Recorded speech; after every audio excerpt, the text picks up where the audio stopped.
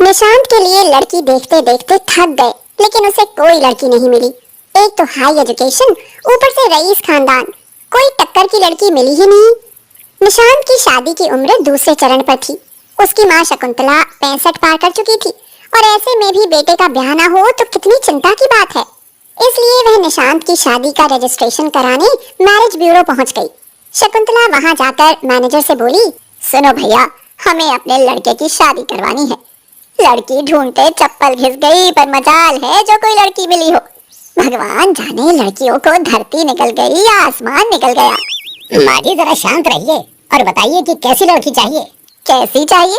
क्या मतलब? गोरी हो, लंबी हो, रसोई में कुशल हो और हाँ, पढ़ी लिखी भी हो। कम से कम बीए पास तो जरूर हो। थोड़ी नाक और गर्दन भी लंबी होनी चाहिए। हाँ बस फिर तो आपको लड़की मिल गई। अरे आपका बेटा बूढ़ा हो जाएगा और आप बिना बहू के स्वर्ग सिधार जाओगी। क्या कहा तुमने? मैं बिना पोते पोती के मर जाऊंगी? नहीं नहीं, मुझे तुम एक ऐसी लड़की दिखा दो जो बस मेरे कुल का नाम चला सके। मुझे और कुछ नहीं चाहिए। फिर तो ठीक है, एक लड़की है मेरे पास, लेकिन ऑस्ट्रेलिया की है। उसकी माँ भारत की है, लेकिन उसने एक फॉरेनर से शादी की थी।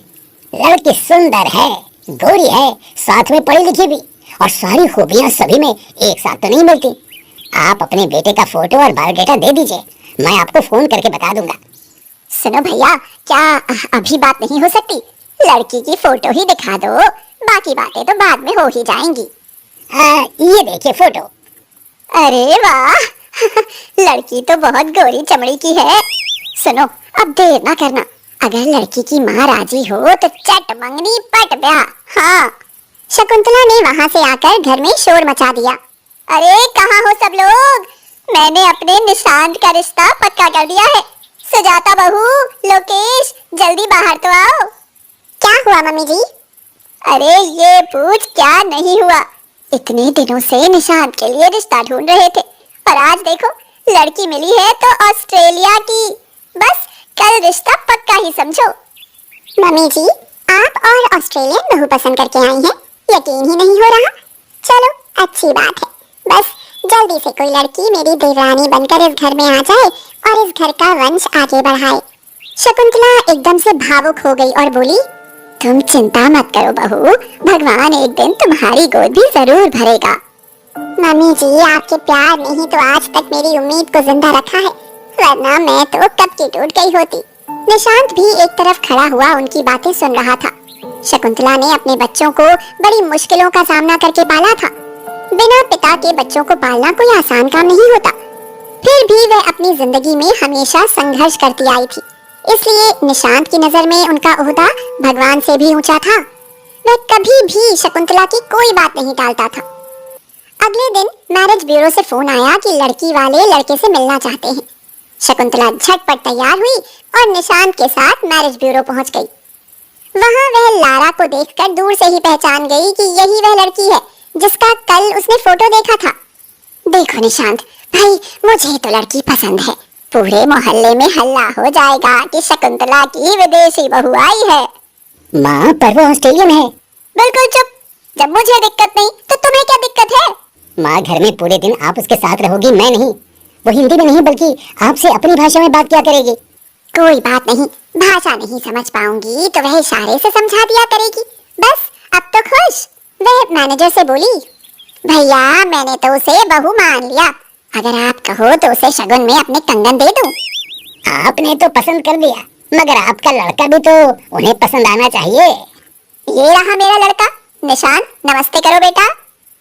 दोनों पक्षों में बात हुई और शादी पक्की हो गई और फिर खूब धूमधाम से दोनों की शादी हो गई। ससुराल जाने के बाद लारा का शकुंतला ने बहुत अच्छे से स्वागत किया। घर पहुंचते ही लारा ने घूंघट निकाल लिया। उसकी माँ ने समझाया था कि भारत में लड़कियां ससुराल में जाकर घूंघट रखती हैं। उसे घूंघट करते देख शकुंतला बोली, ये क्या बहू, घूंघट निकालने को किसने कहा? इसे जल्दी से ऊपर करो। हमारे मोहल्ले पड़ोस में भी तो पता चलना चाहिए कि मेरी ऑस्ट्रेलियन बहू आई है। पड़ोसियों के तो कबूतर उड़ जाएंगे, कबूतर। लारा को कुछ बातें समझ आ रही थी, इसलिए उसने घूंघट उठा लिया। बहू, मैंने नाम तो तुम्हारा पूछा ही नहीं। नाम क्या है तुम्हारा? सासू mom, my name is Lara. कुछ बात समझ में नहीं आई, क्या कहा? मेरा नाम लारा है। लारा, चलो लारा भी ठीक है। बच्चे होंगे तो खूब लोरी गाकर सुनाया करेंगे। ला ला ला ला लोरी, दूध में कटोरी। ये सारी बातें लारा के सर के ऊपर से गुजर रही थी, फिर भी वह हंसते हुए अंदर चली आई। अगले दिन, छोटी बहू, आज तुम्हारी पहली रसोई है, इसलिए खाना तुम्हें ही बनाना पड़ेगा। ओके मम्मी जी, मैं खाना बनाऊंगी, बट खाने में क्या डिश बनेगा? बहू, डिश में फिश नहीं बनेगा, उसके अलावा बहुत कुछ बनेगा। ये कहकर शकुंतला हंसते हुए बोली, बहू, हमारे यहाँ पहली रसोई में मीठा और कढ़ी चावल बनते हैं। मीठा, मीठा मीन्स स्वीट्स, चावल मीन्स राइस, बट व्हाट्स कढ़ी? अरे ये क्या कह गई, मुझे तो समझ ही नहीं आया। अब क्या ही कहूँ, किसी से कहूँ तो सब यही कहेंगे कि मैं ही तो ऑस्ट्रेलियन बहू लाई हूँ। निशांत को रसोई में भेजती हूँ, वही इसकी गिटपिट समझेगा। हाँ, निशांत रसोई में आया तो लारा ने उसे बताया कि उसे कढ़ी बनानी नहीं आती। अच्छा, तुम्हें कढ़ी बनानी नहीं आती? बड़ा आसान है, छाछ में बेसन और नमक मिर्च डालो, फिर छौंक दो। लारा समझ गई, उसने ऐसा ही किया। कढ़ी छौंक दी, लेकिन कुकर में। कढ़ी छौंक कर उसने कुकर का ढक्कन लगा दिया और 2 सीटी आने पर कुकर बंद कर दिया। कुकर की सीटी की आवाज सुनकर शकुंतला रसोई में आई और लारा से पूछा, बहू, ये कुकर में क्या बना रही हो? सासू मॉम, मैं कढ़ी बना रही हूँ। सत्यानाश, भला कुकर में कैसे कढ़ी बन सकती है? लगता है आज ऑस्ट्रेलियन कढ़ी खानी पड़ेगी। लेकिन शकुंतला ने कुकर खोलकर देखा कि उसमें बेसन की गांठें पड़ गईं। छाछ का फटकर पानी बन गया, उसमें से बुरी दुर्गंध आने लगी। ये देखकर शकुंतला को बड़ा गुस्सा आया, लेकिन अपना गुस्सा पीते हुए वह लारा से बोली, बहू, क्या तुम्हारी माँ ऐसी कढ़ी बनाती है? लारा सहमी हुई सी बोली, मेरी मॉम कढ़ी बनाना नहीं जानता, मैं भी नहीं जानता। लो भाई, कर लो बात। इसकी माँ भी नहीं जानता और ये भी नहीं जानता, लेकिन यहाँ तो पूरा भारत जानता है कि कढ़ी कैसे बनती है। खैर, अब जैसी भी है तो मेरी पसंद की बहू। अगर मैंने इसे कढ़ी बनानी नहीं सिखाई तो लोग यही कहेंगे, बड़ी आई थी ऑस्ट्रेलियन बहू वाली, उसको तो कढ़ी बनानी ही नहीं आती। What happened, सासू मॉम? अब जो हुआ उसे भूल जाओ। सुजाता बहू, यहाँ आओ, तुम इसकी भाषा मुझे समझाने में मदद करो। लारा बहू, आओ, आज मैं तुम्हें कढ़ी बनाना सिखाती हूँ। शकुंतला ने और छाछ में बेसन और मिर्च मसाले घोलकर कढ़ी पकने रख दी। तब तक सुजाता ने पकौड़ी बनाने और तड़के का सामान तैयार कर लिया। फिर उन्होंने कढ़ाई को तब तक पकाया जब तक उस पर लाल पपड़ी नहीं आ गई और उसके बाद तड़का लगा दिया। ओह माय गॉड, कितनी अच्छी खुशबू आता। खुशबू आता क्योंकि कढ़ी हम बनाता। ये सुनकर सुजाता और लारा दोनों खिलखिलाकर हंस पड़ी। और लारा ने कहा, सासू मॉम, आपने हमें कढ़ी बनाना सिखाया, इसके लिए थैंक्स। अब हम कढ़ी खुद से भी बना लेगा। बहू, कढ़ी ही नहीं बल्कि अभी तो मुझे बहुत कुछ सिखाना है, तभी तुम मेरी भारतीय बहू कहलाई जाओगी। You are very sweet mom. उसके बाद एक भारतीय सास और ऑस्ट्रेलियन बहू की जोड़ी खूब जमने लगी। सौम्या नाम की तरह ही सुंदर और सरल स्वभाव की थी। मायके में उसका मसाज पार्लर था जो बहुत ही अच्छा चलता था, लेकिन सौम्या की शादी हो गई और फिर शादी के बाद उससे मायके की तरह उसका काम भी छूट गया। सौम्या और प्रभास बहुत खुश थे। सौम्या की सास इंदुबाला भी नई बहू के आने से बहुत खुश थी। सौम्या जब भी फ्री होती तभी इंदुबाला के सिर की मसाज करने बैठ जाती और इंदुबाला कहती, सौम्या बहू, तुम क्या आई, तुम्हारे आने से हमारे घर में खुशियाँ आ गई हैं। मम्मी जी, मैं भी बहुत खुश हूँ कि मुझे इतना अच्छा परिवार मिला। हमेशा मुझसे इतना ही प्यार करना। एक दिन सौम्या का देवर अनिकेत बोला, भाभी, कोई दर्द की टेबलेट है क्या? कमर दर्द के मारे फटी जा रही है। कमर में दर्द? जानते हो, पेन किलर सेहत के लिए बहुत नुकसानदायक होते हैं। चलो तुम शर्ट उतार कर लेटो, मैं तुम्हारी मसाज कर देती हूँ। अनिकेत झिझक कर बोला, भाभी, शर्ट उतार कर मसाज?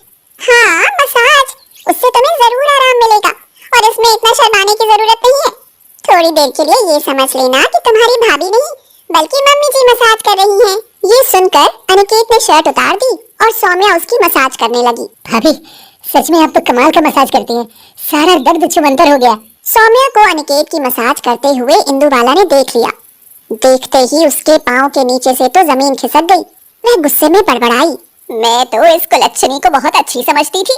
जरा देखो तो किस तरह अनिकेत को नंगा करके मसाज कर रही है। मेरा भोला प्रभास तो लुट गया। वो तो इसे बहुत प्यार करता है और ये मेरे छोटे बेटे को फंसा रही है। हाय, मैं अभी प्रभास को बुला कर लाती हूँ, अपनी आंखों से देख लेगा। हाँ। इंदुबाला प्रभास को बुला कर लाई। सौम्या को अनिकेत की मसाज करते हुए देख वह गुस्से में आग बबूला हो गया और चिल्लाते हुए बोला, सौम्या, तुम्हें शर्म आनी चाहिए। तुम मेरे भाई की मसाज कर रही हो? छी, कितनी बेशर्म औरत हो तुम। ये सब सुनकर अनिकेत जल्दी से उठ खड़ा हुआ और बोला, भैया भाभी को गलत समझ रहे हैं। वो तो सिर्फ मेरी कमर पर।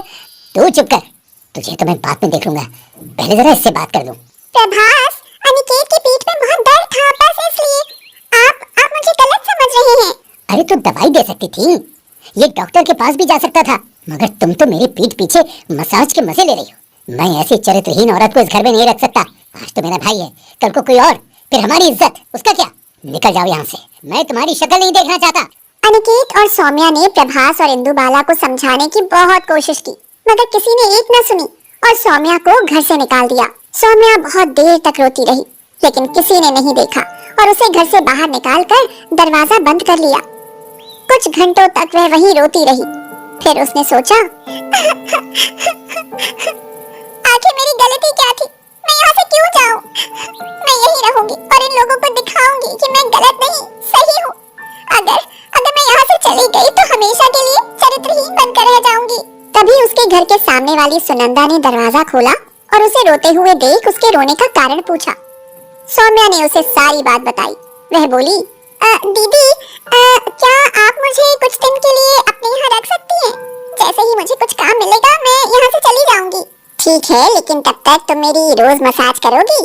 हाँ दीदी, मैं आपकी रोज बॉडी मसाज कर दूंगी। सौम्या सामने वाले घर में ही रहने लगी और बदले में रोज सुनंदा की बॉडी मसाज करने लगी। उसने काम ढूंढने की बहुत कोशिश की, लेकिन उसे कोई काम नहीं मिला। सच में सौम्या, तबीयत खुश कर दी तुम्हारी मसाज ने। आज शाम को तुम मेरे पति की मसाज भी कर देना। पूरे दिन बैठे बैठे उनकी कमर में दर्द हो जाता है। ठीक है दीदी, लेकिन आप तो मुझे गलत नहीं समझोगी ना? पागल हो क्या? ये कोई गलत काम नहीं है। मैं तो कहती हूँ मेरे यहाँ तुम बाहर वाले कमरे में मसाज पार्लर खोल लो। कब तक काम के लिए भटकती रहोगी? दीदी सही कह रही हैं। वैसे भी घर पर मेरे मसाज पार्लर का सारा सामान रखा है, वो ही काम आ जाएगा। सौम्या अपने मायके से मसाज की सारी मशीनें और सामान उठा लाई। कितनी निर्लज्ज है। पहले तो चुपके चुपके करती थी, लेकिन अब तो खुलेआम कर रही है, और वो भी हमारे घर के सामने। माँ, इसने तो हमारी इज्जत का बेड़ा गर्क कर दिया है। लगता है हमें ये घर छोड़कर जाना पड़ेगा। लेकिन किसी की परवाह किए बिना सौम्या लोगों की मसाज करती रही, जिससे उसकी अच्छी कमाई हो जाती थी। एक दिन ऑफिस से आते समय प्रभास का एक्सीडेंट हो गया और उस दुर्घटना में उसकी आंखों की रोशनी चली गई। ये खबर सुनकर जब सौम्या प्रभास के पास पहुंची तो इंदुबाला गुस्से से बोली, चली जाओ यहाँ से, हमारा कोई रिश्ता नहीं। मम्मी जी, आप मुझे यहाँ से नहीं भगा सकती। प्रभास मेरे पति हैं, इन्हें मेरी जरूरत है। इसकी माँ जिंदा है अभी। तुम्हारे जैसी औरत की इसे कोई जरूरत नहीं, समझी? अब निकलो यहाँ से और जाकर मर्दों की मसाज करो। सौम्या प्रभास की हालत देखकर बहुत दुखी हुई, लेकिन उसकी सास के आगे उसकी एक न चली और वह वापस आ गई। कुछ महीने ऐसे ही बीत गए। प्रभास का काम छूट गया। अनिकेत भी घर छोड़कर चला गया। प्रभास की दवाइयाँ और घर का खर्च। इंदुबाला ये सब सोचकर चिंता में बीमार पड़ गई। घर में दवाई के लिए भी पैसे नहीं थे। जो जमा था वह सब प्रभास की आंखों के इलाज में खत्म हो गया। उन दोनों की तो भूखे मरने की नौबत आ गई। माँ, कहाँ हो? भूख लगी है, कुछ खाने को मिल जाता तो। मुझ में जरा भी खड़े होने की हिम्मत नहीं है बेटा, और घर में राशन भी खत्म हो गया है। अब क्या बनाऊं और क्या खिलाऊं?